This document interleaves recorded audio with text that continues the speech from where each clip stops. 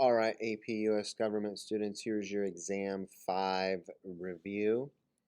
Threw in a couple of little extra things here I think that will help you to do well on your test to make it worth listening to and watching this YouTube video. So here's the answers that you're going to be looking for anything that comes from the Federalist number 70. Make sure you take a quick look first in your notes with Exam 5 that deals with the Federalist number 70, and then we did the document dive number 5 that you can look at in your notes dealing with the Federalist number 70. So you can see there that Hamilton desired an executive who would balance the powers of Congress, thought that we needed a strong executive because there were certain decisions that he felt like Congress would not be a good group of people to make because it may take time for them to gather, they may debate too much, and they're decisions that needed to be made decisively. Finally, we talked about, and you saw within that document, that he goes back and looks to a former republic in the Romans and saw that they had two councils or two executives who had power. And Hamilton speaks to this being an issue and a problem with modern society. Felt like that these two executives, would play off on each other, create chaos, one trying to have more power than the other, one being in control of the military, maybe one trying to be, liked by the people, and it would create issues and problems. One single elected executive would be the best. Qualifications, pretty self-explanatory there, so just make sure that you know them. Terms, nothing to blow you out of the water here in terms of questions. Just make sure that you know that Washington started a two-term tradition, and that is going to be followed by all presidents except one, FDR, until the 1950s. The 22nd Amendment makes this two-term limit a law. And there is the part of the 22nd Amendment that expresses that tradition now codified into the Constitution. All right, so then reading that, based upon the 22nd Amendment, seemingly a president could serve up to 10 years. Up to 2 years is someone else's term, and then 2 4-year terms on top of that. And that was the first lecture. Then we got into the formal powers of the president. So double check and take a look at veto here. Quick little nuance there, the pocket veto, so review that. The appointment power, which we also call the nomination power. We're seeing that finished up with Amy Coney Barrett, and the advice and consent that seemingly the Senate will be giving to her at the end of October, our newest likely Supreme Court justice. A few positions high up in the government do not require advice and consent, but by and large, most all of the leadership positions do require advice and consent of the Senate. Just a simple majority. All right, some other formal powers of the president: commander-in-chief, pardon, and chief diplomat. With chief diplomat, take a look there too, the ratification of treaties, 2/3 of the Senate, and we compared and contrasted that, we'll see here, with executive agreements. Formal checks upon the president, so impeachment and removal for high crimes and misdemeanors, so we talked about that. We discussed Clinton, we talked about the impeachment of Donald Trump, and we looked at then the votes that are required for that in the House and the trial that ensues in the Senate. As we then transition to informal powers of the president, now we're looking at different things in which presidents do to boost their power. First, before that, make sure you double check there that presidents usually have some pretty successful early years in a presidency to get some things passed in what we may call as a honeymoon phase. We saw that with Obama and the ACA. We saw that with Trump and a number of different things that he got passed in the early part of his presidency, his first term, the tax cuts, for example. Then we started to transition and look at partial veto. We know that that was declared illegal, unconstitutional by the Supreme Court, but we have these weird nuances that are still around, like signing statements, which seem to, in some ways, allow a president to say they're not going to enforce part of a bill that they're signing.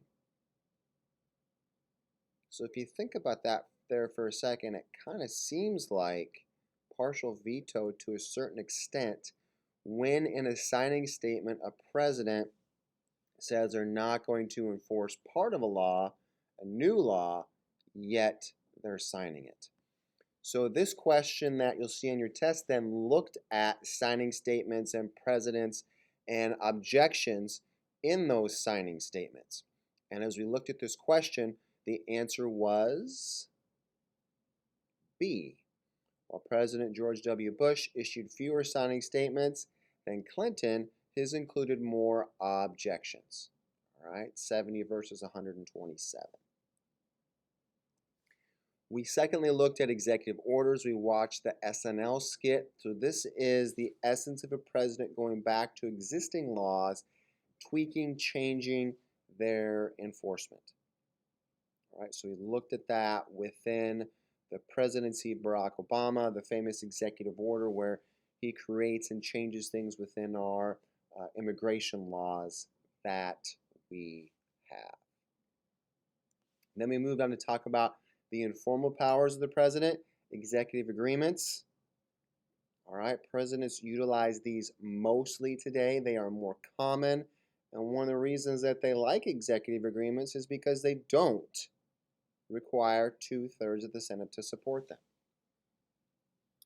Additional informal powers of the president within the commander-in-chief powers, the powers of the draft, seemingly implied through those powers, the power to suspend the right of habeas corpus, all right, used by a number of different presidents, from Lincoln to FDR to George W. Bush after 9/11. We then looked at the informal power of communication, the bully pulpit. Right, the bully pulpit, how the president can command and does command the world and our country to watch his every word, his every movement. So we've talked about how our current president is really good, for better or for worse, depending upon how you feel about him, at utilizing the media and having things always said about him. He's always saying something. He's always tweeting something. The bureaucracy. This was our last lecture when we first started to look at the organization of the bureaucracies, and I'll keep these questions really pretty simple. So just recognize the two different types of bureaucrats. These are the millions of people that work, underneath the president. This is an example of the bureaucratic organization of the State Department. All the different positions and people that are leaders that are nominated by the president and then confirmed by the Senate, versus the civil servants, which are there by merit, there for life, do not require the Senate to confirm them, and then cannot be fired at the whims of a president. They must have cause, they must have a reason to be able to fire these civil servants. This then we transition to, who's in the president's corner in the executive branch of the bureaucracy and who's not. So obviously you can see the top left there, the cabinet, the White House staff, ambassadors. These are people that he nominated, that he handpicked to be in his corner. Versus potentially not in the president's corner, the civil servants that may disagree, that may resist a change that the president wants to make in one of these departments or agencies. So what does the bureaucracy do? We looked at, some rulemaking, some ideas and things that they would do in some of these agencies. All right, rulemaking, kind of like making laws, to the discretion that they're allowed to do so. All right, so enforce laws, create their own rules. We looked at that, talked about that. And again, just keep this really simple. Don't spend, a million years looking at this stuff, all right? The bulk of what will be in your test will be the stuff from lectures 1, 2, and 3, and make sure you look at the review questions both in your notes and in your blue packet. Iron triangles, keep them really simple, all right? Groups working in concert together to promote a common interest, all right? So look at this chart, pause it, take a look at it. You don't have to memorize it, but just know that the KISS, keep it simple, groups working in common interest. Versus issue networks, KISS, keep it simple, groups battling for their issues. Okay, so we looked at that tobacco example again.